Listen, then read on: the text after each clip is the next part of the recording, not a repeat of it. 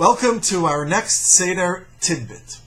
The three essential mitzvahs of the Seder tonight are Pesach, Matzah, and Maror.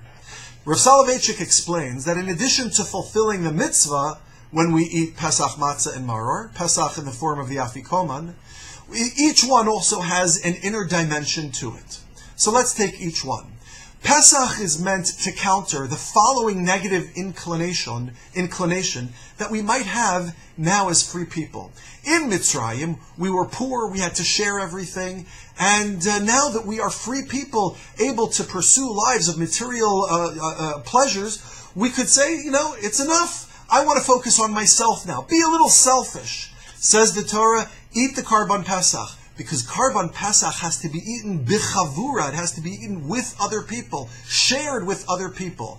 Pesach comes to counter the inclination that we as free slaves might have towards selfishness by forcing us and challenging us through the mitzvah to share with others. Number 2, matzah.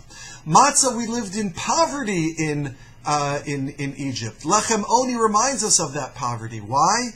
Because now that we are free people, we are able to pursue our material pleasures of life unfettered.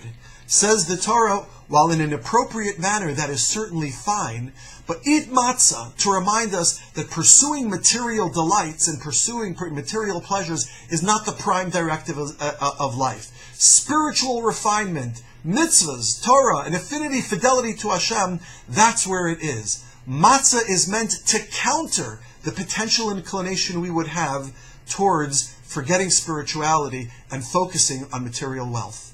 Thirdly, maror. Maror, in Egypt we were oppressed, pained, and suffered by a persecuting power structure.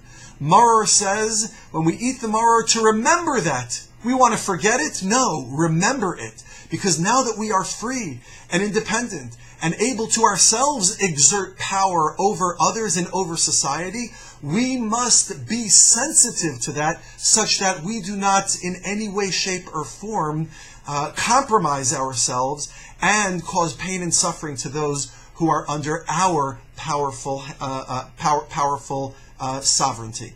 And therefore, Pesach, Matzah, and Maror are each meant not only to fulfill the mitzvah, but to give us an inner dimension to reflect upon as we enjoy the Seder tonight. Good Shabbos, good Yom.